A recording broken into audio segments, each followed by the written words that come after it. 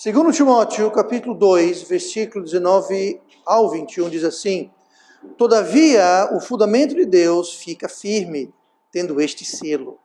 O Senhor conhece os que são seus, e qualquer que profere o nome de Cristo, aparta-se da iniquidade. Ora, numa grande casa, não somente há vasos de ouro e de prata, mas também de pau e de barro, uns para a honra, outros, porém, para a desonra. De sorte que, se alguém se purificar dessas coisas, será vaso para a honra, santificado e idôneo para o uso do Senhor e preparado para toda a boa obra. E oremos.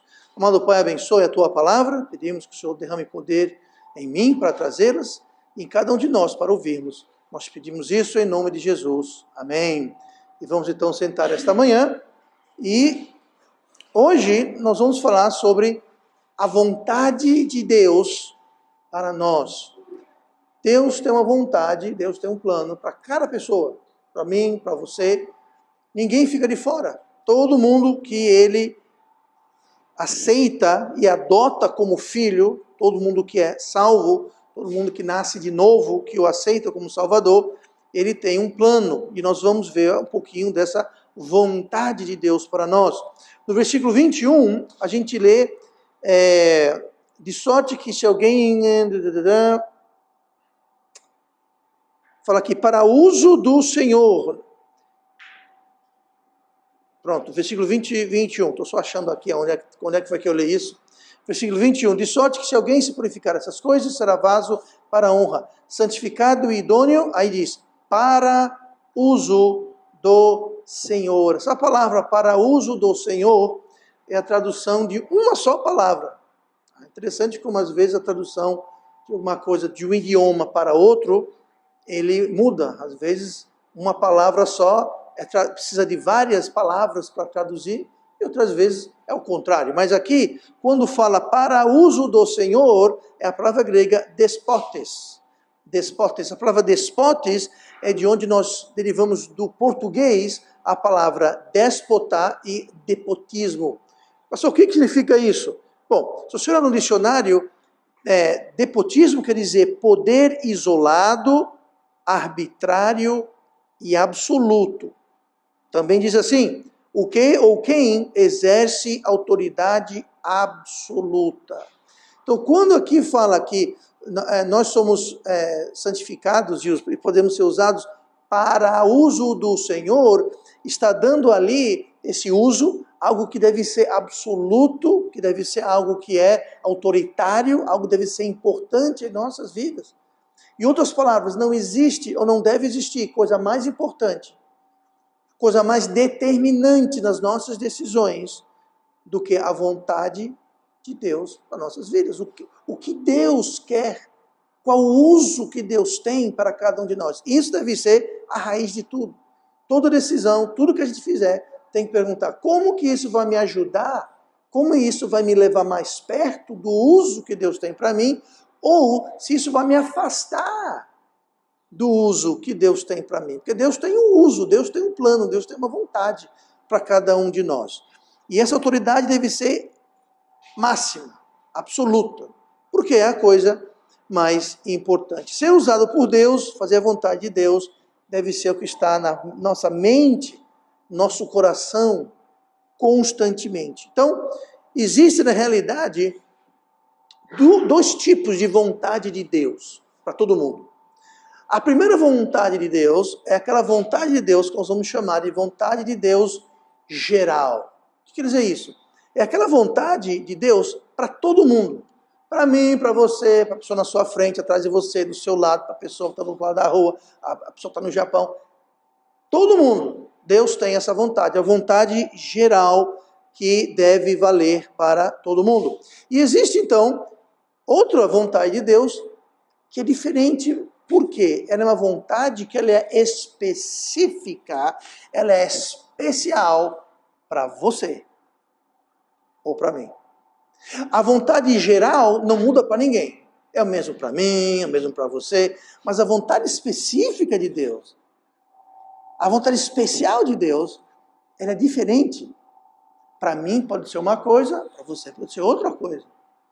E só porque a sua coisa é diferente da minha coisa, só porque o plano de Deus para você é diferente do plano de Deus para mim, não quer dizer que o meu plano é mais certo ou melhor do que o seu, ou vice-versa. Porque é um plano específico, dedicado para você, que é diferente de qualquer outra pessoa. A vontade geral, não. A vontade geral, te digo agora, é para mim, é para você, é para todo mundo. Então, existem esses dois usos, essas duas vontades, esses dois planos, o geral e o especial. Tá? E o importante da relação entre o geral e o especial é o seguinte. Para você chegar no plano especial específico para a sua vida, você vai ter que passar pelo plano geral. É dentro do plano geral que Deus tem para a sua vida, que Deus vai mostrar, guiar e direcionar você para aquele plano especial. Ah, pastor, eu só quero o meu plano especial, aquele que é só para mim. Tem que cumprir os planos gerais. Tem que fazer a vontade geral. Se não fizer a vontade geral, você não vai chegar naquele específico, especial para você. Isso não vai acontecer. Então, a vontade geral para todos. Eu vou dar um exemplo da minha vida. Tá? Mas vale para qualquer um. Hoje, a vontade de Deus específica para mim, especial para mim, é estar em Maceió, Alagoas, pastoreando esta igreja e a Igreja Batista Metropolitana. Tá? Essa é a vontade específica e especial. Não quer dizer que a vontade de Deus para você seja o mesmo. Tá? Olhando aqui os irmãos, né? Bom, o Vitor já foi para o culto dos jovens, mas o Biel, o Marcos, o Zidane, o Júnior. Ah, então esse é o plano para mim, pastor. Eu quero ser um pastor também. Bom, talvez não seja essa a vontade específica de Deus para a sua vida. E não há nada de errado com isso. Só porque Deus me chamou para esse plano, não quer dizer que esse é o melhor plano que existe no mundo. É o melhor que existe no mundo para mim, mas talvez não seja o melhor para você. A não ser que for que Deus chamou você para ser. Tá? Agora, antes de eu chegar nesse ponto da minha vida, e já faz uns 18, 19 anos que eu estou nesse ponto da minha vida, mas antes de chegar nesse ponto dessa minha vida, o plano específico de Deus, eu precisei passar, eu precisei cumprir, eu precisei viver, eu precisava saber e obedecer o plano geral, que é o mesmo para mim, para você e para todo cristão ao redor do mundo. Que era o quê, pastor? Eu tinha que ler minha Bíblia todo dia. Eu tinha que orar todo dia. Tinha que ir para os cultos. Eu tinha que buscar estar mais próximo de Deus. Tive que ser um bom esposo, um bom pai, um bom irmão, um bom funcionário. Vocês estão entendendo? Por quê? Porque essa é a vontade de Deus para todo mundo. Deus quer que todo mundo seja um bom cidadão, um bom empregador, um bom empregado, um bom estudante, um bom pai, uma boa mãe, um bom filho, um bom cristão. Seja honesto, ético, seja pontual, pague suas contas, não minta, de fofoca. Vocês estão me entendendo? Esse é o plano de Deus para todo mundo. Como é que você sabe, pastor? Porque está na palavra de Deus. Tá? Não vamos tratar tudo isso, mas não dá tempo hoje de manhã, mas tudo isso são as coisas que Deus quer para todo mundo. É vontade de Deus para todo mundo. Ser fiel a Deus, ser fiel aos cultos, ser fiel a... Isso é o plano de Deus para todo mundo. Você não precisa orar, jejuar, buscar, esperar. Deus é para todo mundo. E é só através de cumprindo esse plano geral para todo mundo que Deus vai mostrar, direcionar, capacitar e te colocar no ponto ideal perfeito da vontade específica e perfeita no uso dele para toda boa obra. De sorte que, se alguém se purificar dessas coisas, esse se purificar dessas coisas quer dizer viver o plano geral. É se purificar dessas coisas que eu falei. De quê? De ser um mau marido, uma mau esposa, uma má mãe, um mau filho, um mau empregado, um mau empregador, um mau cidadão, um mau pagador. Pronto. Se você se purificar dessas coisas, é o que fala. De sorte que, se alguém se purificar dessas coisas, será um vaso para a honra, santificado, idôneo para uso do Senhor e preparado para toda boa obra. Deus nos prepara para o uso dele, seja lá no que for. Seja sendo um pastor, seja sendo outra coisa, sabe? Servir Deus não é só ser pastor não, gente. A grandeza do chamado não está no chamado, mas em quem chama. Se Deus chamou você simplesmente para abrir e fechar a porta da igreja, aquilo é tão importante quanto o pastor. Por quê? Porque foi Deus que chamou. Deus que chamou. Ah, pastor, mas se abrir e fechar a porta, se não abrir a porta, ninguém entra. Se ninguém entra, ninguém ouve a mensagem que o pastor vai trazer. Então, abrir a porta é tão importante quanto trazer a palavra. A Bíblia fala que a igreja é um corpo. Desde o dedinho, o mindinho aqui, ó, até a perna, a boca, o coração, está todo mundo trabalhando junto. Ah, não, pastor, mas o coração é mais importante. Mas se não fosse a boca para alimentar o coração, se não fosse a mão para colocar a comida na boca, se não fosse os dentes para mastigar, se não fosse a gengiva para segurar os dentes, então tá tudo interligado. Todo o corpo precisa de todo o corpo. Cada parte do corpo depende da outra parte do corpo. Então todas as partes, todos os membros são importantes.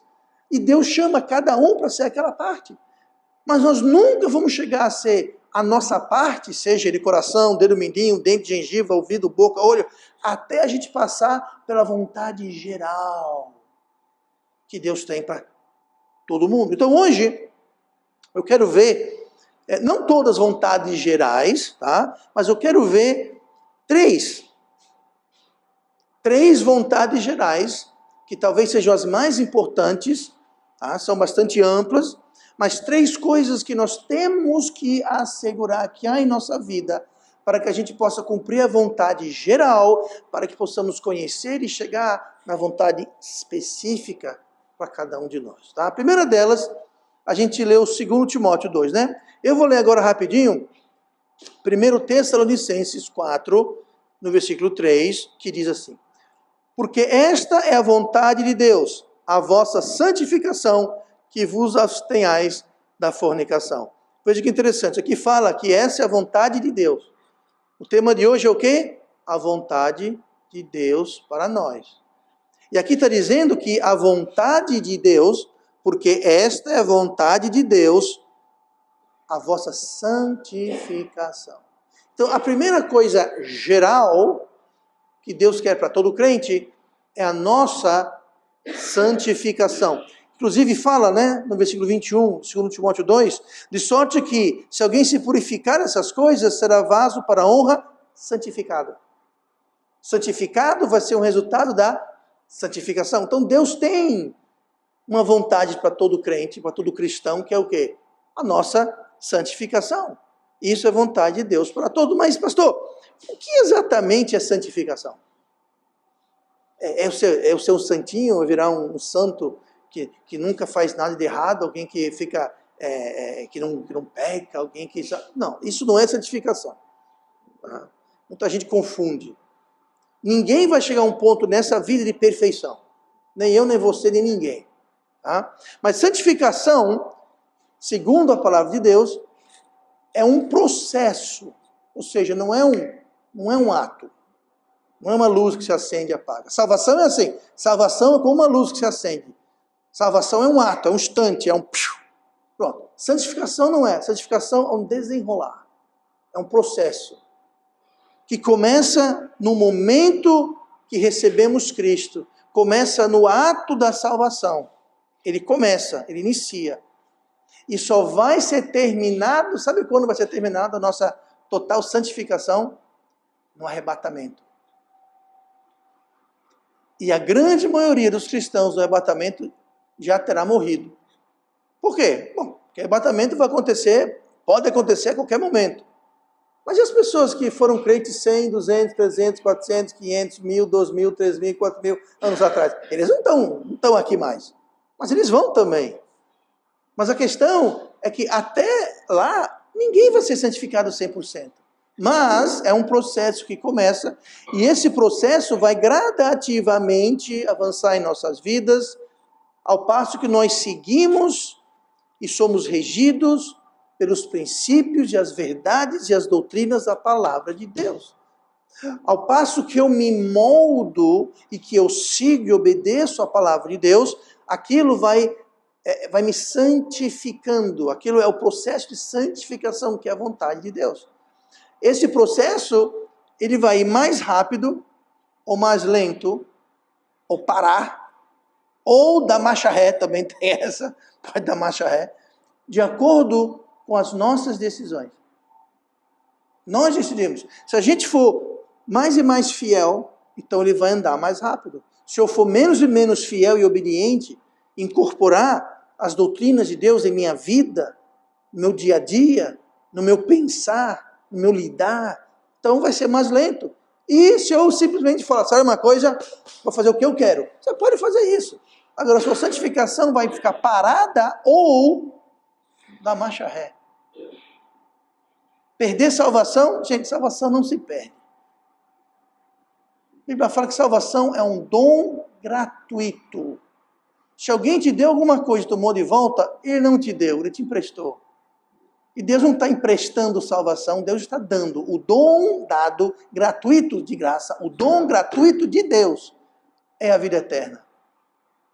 Esse dom gratuito, ele é gratuito para nós, não é gratuito para Deus, não foi de graça para Deus, custou a vida de Jesus Cristo, seu Filho. Por quê? Porque o preço da salvação é uma vida perfeita sem pecado. E só Jesus tem uma vida perfeita sem pecado. E por isso que ele precisou morrer na cruz. Se a gente pudesse ser salvo pelas nossas obras, para que Jesus veio, morreu, sofreu e morreu? Então Deus falava, vocês façam assim, se virem aí, que depois de se vir aqui em cima. Não.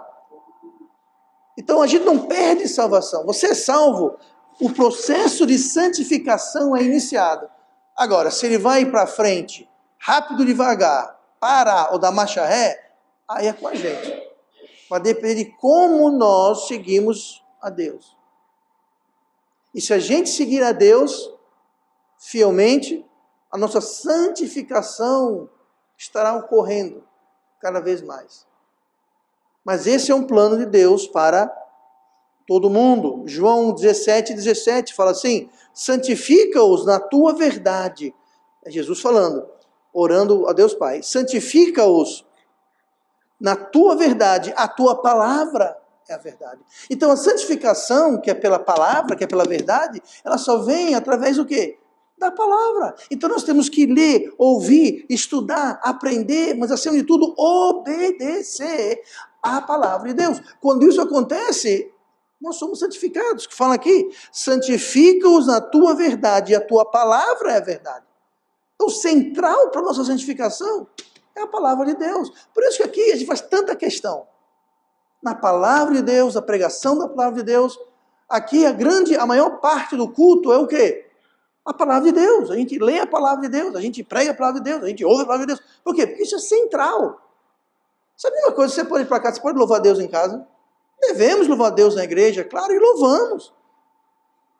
Mas a parte principal do culto da igreja deveria ser o quê? O que é mais importante? O que é mais importante? A palavra de Deus. Por quê? Porque é através dela que vem a santificação. É através dela que vem a salvação.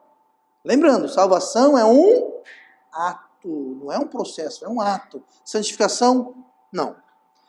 Deus nos dá uma ilustração, e aqui vai para os maridos e futuros maridos. Deus dá uma ilustração, lá em Efésios 5, 25. Ele está falando sobre casamento, mas olha o que ele usa como ilustração. Efésios 5, 21. Vós, maridos, amai vossas mulheres, como também Cristo amou a igreja, e a si mesmo se entregou por ela, para a santificar, purificando-a com a lavagem da água pela palavra. Uau! Vendo aqui? Quem que santifica nós? Cristo. Através do quê? Da lavagem pela água. Que água é essa? Por essa água aqui, ó, a palavra.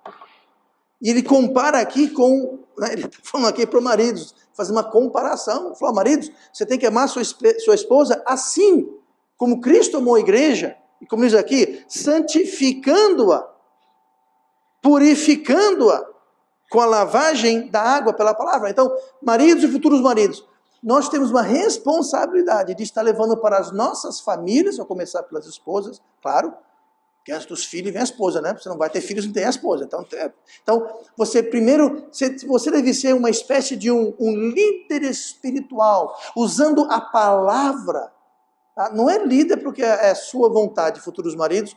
Como eu, como pastor da igreja, eu sou pastor, mas não para fazer a minha vontade, o que eu acho, que eu quero, o que eu gosto. Mas para fazer o quê? A palavra. Eu sempre digo, vou morrer dizendo, a autoridade, a palavra final, não é o que eu digo, não é o que eu acho, o que eu penso, o que eu gosto. É a palavra de Deus. Tá? Eu apenas sou o subchefe, o chefe mesmo é Jesus, que é a palavra de Deus.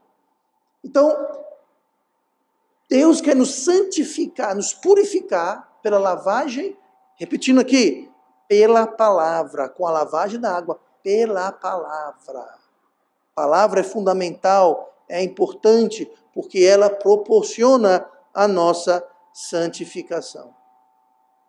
A velocidade e a direção vai depender das nossas decisões. Só isso. Ah, poxa, minha santificação está tão atrasada, tão parada. O problema não é de Deus, não é do pastor, é de cada um de nós que não estamos fazendo o que a Bíblia manda. Segunda vontade de Deus para todo mundo. Estamos vendo a vontade de Deus. Deus tem um plano especial, específico para cada um. Mas antes de chegar lá, nós temos que cumprir o plano geral. Primeira coisa, santificação. Segunda coisa, gratidão. Gratidão, pastor. É o que a Bíblia fala. Lá em 1 Tessalonicenses, capítulo 5, versículo 18, diz assim: em tudo dai graças. Continua. Porque esta é a vontade de Deus em Cristo Jesus para convosco. Mais uma vez, é a vontade de Deus. É a vontade de Deus a vossa santificação. É a vontade de Deus que em tudo dai graças. O que é isso? É gratidão. Deus quer que eu e você sejamos gratos por tudo. Ah, pastor, eu não tenho pelo que ser grato. Faz o seguinte, pega água e sabão, vai lavar sua boca, volte aqui e pense bem antes de falar besteira de novo. Gente, alguém dizer que não tem pelo que ser grato a Deus, eu não sei o que dizer. A pessoa é cega, surda, muda e não sei não. Todo mundo tem muitas coisas a que ser grato a Deus. Se a pessoa não parou para perceber isso, eu sugiro que pare e comece a pensar. Comece a anotar no papel. Não, sinceramente, comece a anotar no papel. E você vai ver que rapidinho, se você for honesto e sincero, aquela folha vai se encher rapidinho. Ah, porque eu não tenho essa uma coisa aqui. Ah, então porque você não tem essa uma coisa aqui, você vai ignorar essas dezenas, centenas de coisas aqui. Isso, além de ser ingratidão, é egoísmo. Mas Deus quer que nós demos graças. É outra clara vontade de Deus para todo mundo. Então, se eu não sou grato a Deus, Deus não vai me mostrar, me colocar naquele uso especial, específico que Ele tem só para mim. Ele não vai. Por quê? Porque a pessoa não está sendo grata. Não está sendo grata. Então não vai prosseguir. Porque esse é o plano geral que tem. Note, em tudo dai graças, ou seja, em tudo e em toda circunstância. Ah, pastor, mas eu perdi o emprego. Seja grato que você tinha um emprego que perdeu. Já pensou nisso? Se perdeu o emprego, é porque você tinha um emprego. Seja grato que você tinha um emprego. E seja grato que você tem um Deus que pode lhe dar outro emprego. Ah, minha casa pegou fogo. Seja grato que você tinha uma casa para pegar fogo. Tem gente que nem casa tem para poder pegar fogo. Ah, mas é que eu estou doente. Bom, você está doente, mas você está com saúde. Tem gente que vive com múltiplas doenças o tempo todo. Doenças crônicas. Não é uma doença que vai e vem. Não, ela está com sua doença e a doença não vai embora. É uma doença que veio para ficar. Seja grato. Em tudo, qualquer circunstância, em tudo. Não só... É muito bom você estar grato quando a barriga está cheia, a geladeira está cheia, a carteira está cheia. Mas mesmo quando a barriga está vazia, a geladeira está vazia e a carteira está vazia, devemos ser gratos. Sempre. Em tudo. A gratidão verdadeira é ser grato de coração, mesmo quando as coisas não vão todas bem. Hebreus 13:15 fala assim: portanto, ofereçamos sempre por ele a Deus sacrifício de louvor, isto é, o fruto dos lábios que confessam o seu nome. Sacrifício de louvor. Sabe o que é um sacrifício? Sacrifício é algo que nos custa. Tem um episódio no Velho Testamento que Davi ia fazer um sacrifício a Deus e ele tinha que fazer esse sacrifício em tal lugar. Então ele foi para o dono do tal lugar e falou: fulano, eu posso oferecer um sacrifício a Deus aqui? O dono falou: claro, rei, claro você pode. Use o lugar aqui. Tem mais, se quiser usar a minha madeira para queimar e quiser usar os meus animais, use todos se quiser, fique à vontade, Davi. Davi falou: o seu lugar eu vou usar, mas longe de mim fazer um sacrifício a Deus que não me custa nada. Davi falou: que sacrifício é esse que eu vou oferecer se você vai dar os animais? Então o sacrifício é seu, não é meu. Eu preciso, eu quero sacrificar. Outras palavras, o sacrifício tem que custar a gente alguma coisa. Aqui está dizendo sacrifício de louvor. É fácil louvar a Deus, como eu disse, barriga cheia, geladeira cheia, carteira cheia. Isso não é sacrifício. Agora, e quando a coisa não está tão bem? Nós devemos ser gratos e louvar a Deus, mesmo que seja como um sacrifício. É louvar a Deus com o coração quebrantado. É louvar a Deus com as lágrimas correndo. É louvar a Deus sem saber o que eu vou fazer. Mas mesmo assim, você louva a Deus. Lembra Jó? Jó perdeu os filhos, Jó perdeu todos os bens, e Jó, por final, perdeu sua própria saúde. A mulher dele, a Dona Joana, será o nome dela, mas ela falou assim: amaldiçoa teu Deus e morre. Tu perdeu seus filhos, suas filhas, seus rebanhos, suas riquezas, perdeu sua saúde. Falou: amaldiçoa Deus e morre. Assim mesmo. Jó virou para ela e falou: você fala igual uma louca. Você fala como uma louca. Eu recebi da mão de Deus o bem, não receberei agora, porventura, o mal? Ele ofereceu sacrifícios de louvores. Sabe o que é isso? É gratidão. Mas ele estava falido, doente, morreu todos os seus filhos, ele estava grato. Ele estava grato. Porque gratidão verdadeira é quando as coisas estão indo mal. Ainda podemos e devemos ser gratos. É o sacrifício de louvor. Essa palavra confessam, que nós lemos aqui, né, no versículo que nós lemos aqui, que fala sobre confessar o nome de Deus, lá em Hebreus 13, ofereçamos sempre sacrifício de louvor, que é fruto dos lábios que confessam o seu nome. Essa palavra confessa é uma palavra grega, homo, que é igual, logo, que é palavra ou pensamento, entendimento.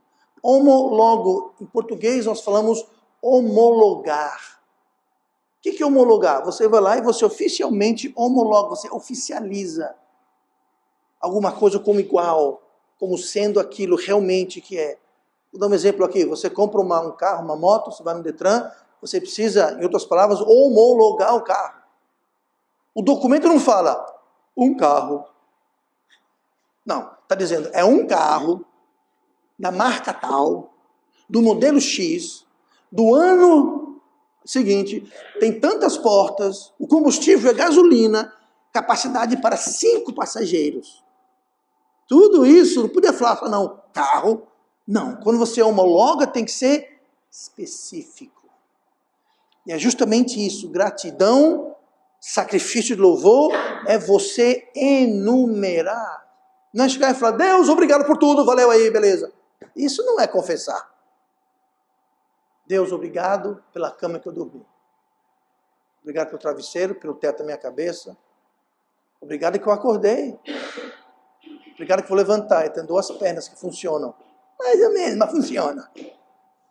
Obrigado que eu vou tomar café da manhã. Tudo bem, não é café de um rei, de uma rainha, mas é o café da manhã. Obrigado que eu tenho um emprego para ir. Ou em breve eu terei um emprego para ir, se eu não tenho emprego agora. Obrigado pelo sol que brilha, a chuva que cai. Obrigado pelo tempo nublado que está fazendo sombra. Estão me entendendo? É a gente homologar, é a gente confessar, é ser grato, é sacrifício de louvor. Deus, obrigado por esse dente que está doendo com a miséria, mas é um dente que eu tenho.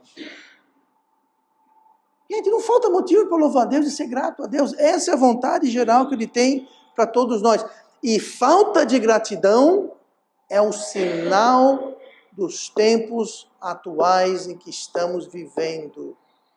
Dos últimos tempos. Para quem não sabe, Jesus está para voltar rapidinho. A Bíblia fala para não dar data, nem dia, nem hora, e eu não sou louco e nem sei fazer isso. Tem muito doido que já fez isso no passado, quebrou a cara, mas Jesus está muito próximo de voltar, gente. Sabe, você vê o que está acontecendo, é como está lendo a Bíblia praticamente. Mas olha o que fala aqui em 2 Timóteo 3, falando sobre os últimos dias. Olha o que Paulo escreve a Timóteo. Sabe, porém, isto, que nos últimos dias, ou seja, nesses dias, sobrevirão tempos trabalhosos.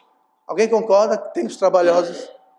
Lembra naquela época, uns 2 anos e meio atrás, a vida era tão mais simples do que é hoje. Pois é, vamos lá. Por quê? Haverá homens amantes de si mesmos, avarentos, presunçosos, soberbos, blasfemos, desobedientes a pais e mães, ingratos. Bem no meio tem ingratos. Eu vou continuar só para, já que estamos aqui, mas note que tem ingrato no meio.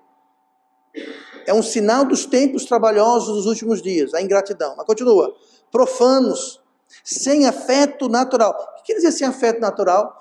É uma mãe que não ama o filho, é um filho que não ama a mãe. Gente, você vê hoje os filhos matando os pais, é pais matando o filho. Sabe o que é isso? É sem afeto natural. Gente, até o bicho, até um gato, cachorro, uma galinha ama mais os seus filhotes do que, claro que não é todo mundo, claro, do que alguns exemplos de seres humanos que não têm afeto natural pelos seus filhos. Ou seus filhos para suas mães, seus pais. Continua. Irreconciliáveis, ou seja, não tem conversa.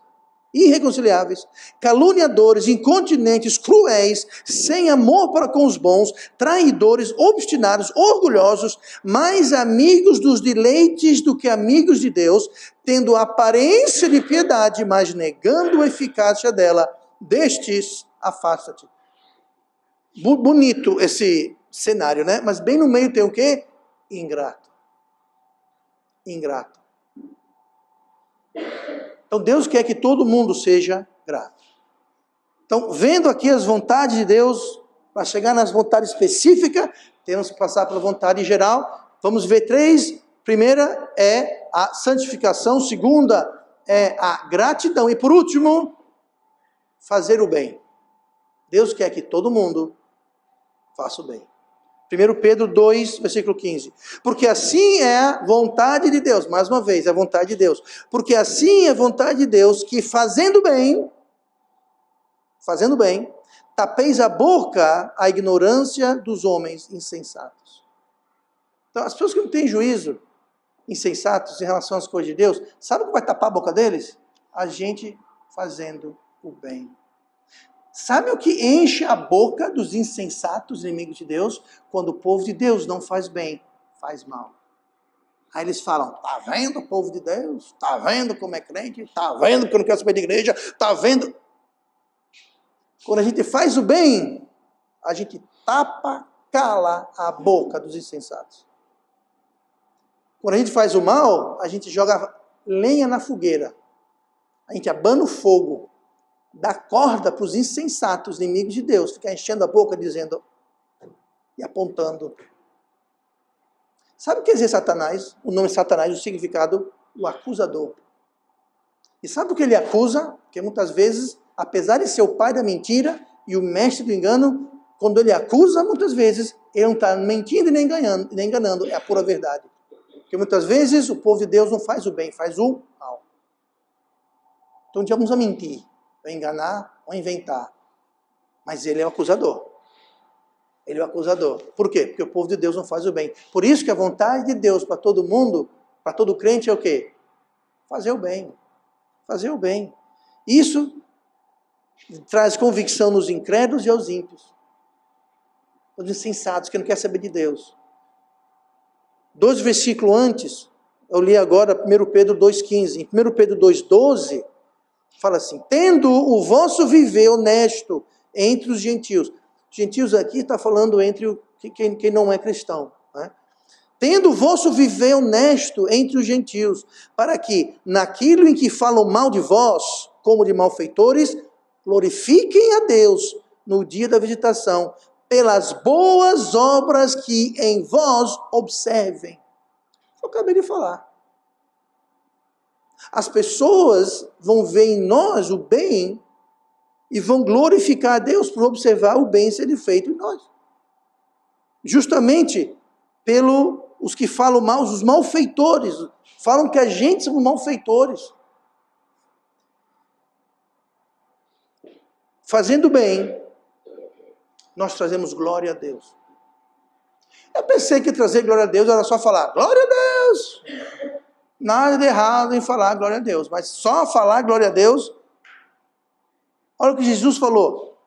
Mateus 5,16. Assim resplandeça a vossa luz diante dos homens, para que vejam as vossas boas obras e glorifiquem a vosso Pai que está nos céus. Como que eu glorifico Deus? Pelas minhas boas obras, que as pessoas vão ver e vão glorificar a Deus que está no céu. Entendeu? Porque Deus quer que todo cristão faça o bem, tenha boas obras, que isso traz glória a Ele, que isso tapa a boca daqueles que não querem saber de igreja, de Deus, de Bíblia, porque afinal de contas, crente é tudo hipócrita, crente é tudo fofoqueiro, crente é tudo ladrão, crente é tudo blá, blá, blá, blá, blá. Eu não vou dizer tudo, mas tem muitos que são, infelizmente, porque não fazem o bem, fazem o mal. Triste dizer isso, mas é a verdade. Algo comum em relação a fazer o bem. Muito crente fala, ok, vou fazer o bem, vou começar a viver o bem, fazer o bem. Só que chega uma hora que acontece o que fala lá em 2 Tessalonicenses 3,13. E vós, irmãos, não vos canseis de fazer o bem. Já naquela época tinha irmãos na igreja que faziam o bem, só que eles cansavam.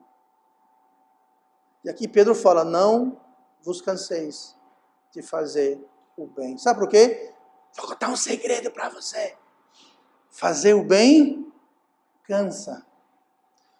Por quê, pastor? Porque é muito mais fácil fazer o mal. Com esse ditado, para baixo todo santo ajuda. Pois é. Eu estou aqui em casa, descansando na minha. Aí vem um vizinho. Ô vizinho, tudo bem? Tá, beleza. Me ajuda aqui a fazer agora? Posso não, estou com uma dor aqui nas costas, me ajuda. Não, tá tudo bem, vizinho. Mas de repente, é muito mais fácil você não ajudar. Alguém fala mal de você. Sabe o que é o mais fácil? Eu vou lá dizer umas coisas na cara dele, na cara dela. Está pensando o quê? Eu não levo desaforo para casa. Isso é mais fácil. Sabe o que é o mais difícil? Senhor, perdoa fulana, fulana. Ajuda eles a guardar aquela língua que não tem tamanho. Isso é fazer o bem. É você não ir lá e fazer as coisas do seu jeito. É você se conter, vai para Deus, oração, entrega ao Senhor. No outro dia, de novo falando mal de mim, aquela infeliz, eu vou lá agora. Vou não. Joelho no chão, vou orar de novo. Isso, com o tempo, cansa. Depois de 3 meses você fala, agora chega, agora eu cansei. Agora ela vai ver uma coisa. Só perceber que depois disso vai ficar 1000 vezes pior. Fazer o bem cansa, porque fazer o mal é muito mais fácil. Então Paulo fala, não vos cansei de fazer o bem. Fazer o bem cansa. Ir para o culto cansa, por quê? Porque eu estou em casa. A pança para cima, perna para cima, vendo televisão, dormindo, sei lá. Cansa. Gente, fazer o bem cansa. Muito mais do que fazer o mal. O mal também cansa. Mas o bem cansa mais. Por isso que a Bíblia fala, não cansei de fazer o bem. Mas tem uma promessa. Aqui o apóstolo Paulo, falando sobre o mesmo teor, ele mostra a recompensa. Gálatas 6:9. E não nos cansemos de fazer bem. Note que Paulo está se incluindo, não nos cansemos. Ele fala, eu também fui cansado de fazer o bem. Lembram que Paulo foi apedrejado? Paulo foi perseguido, expulso, preso. Paulo sabia o que era levar a carga. Ele falou o quê? Não nos cansemos de fazer o bem, porque a seu tempo ceifaremos, se não houvermos desfalecido. Tem muito crente que nunca chega a colher a ceifa, nunca chega à vontade perfeita de Deus para a vida deles. Por quê? Porque eles desfaleceram, eles cansaram de fazer o bem. E é bom que cansaram de fazer o bem, porque pelo menos tentaram fazer o bem, mas cansaram. Mas o problema é que cansaram antes da recompensa, antes da colheita. Olha o que eu falei de novo. Não nos cansemos de fazer o bem, porque a seu tempo ceifaremos. Quer dizer isso, que na hora certa a gente colhe, no tempo certo, a seu tempo, nós vamos ceifar, nós vamos colher. Tem muito crente que, como diz o ditado, morre na praia. Morre na praia. Aquele cara que está lá longe no mar, longe da praia, já morrendo afogado, aí vai. Quando está já chegando, não aguento mais, afunda e morre. Se desse mais uma abraçada, se nadasse por mais 10 segundos, tinha chão. Mas morreu na praia. Fez o bem, desfaleceu, cansou, parou de fazer o bem. Não era tempo, não colheu, não ceifou. Mas aqui é uma promessa. Não nos cansemos de fazer o bem, porque a seu tempo ceifaremos. A seu tempo quer dizer na hora certa, no tempo certo. Se não houvermos desfalecido. Lá em casa, vou dar um exemplo pessoal. A Thalia sabe disso, que eu teve lá em casa.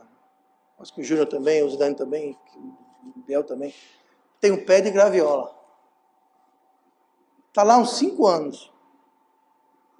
Todo mundo pega o machado, eu vou lá e fico. Eu vou esperar mais um ano. Faz vários anos que eu falo isso. Sabe qual é o meu medo? Que eu cortar aquela infeliz, sem saber que o ano que vem, finalmente, a danada vai dar graviola. Aí eu cortei esse ano, perdi tudo. Aí fico esperando. O quê? A seu tempo. Eu quero esperar, porque eu francamente não sei, até agora, aquela perda de tempo não deu uma graviola, tá lá. Eu falo 5 anos, mas acho que é mais de 5 anos, deve ser uns 7, 8, não sei, mas tá lá, não deu. Vai pro machado.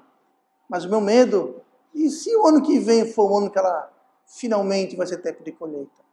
Pois é, nós temos que encarar fazer o bem assim. Chega, basta.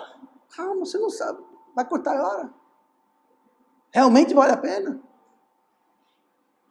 A irmã Simone não tem paciência. Nós tínhamos um pé de pinha, meio fraquinho, mas estava dando pinha, eu até comi da pinha. Muita pouca pinha. Ela falou e cortou. Pois é, muito crente que é assim. Vai lá e corta. Para o ano, ia ser uma colheita.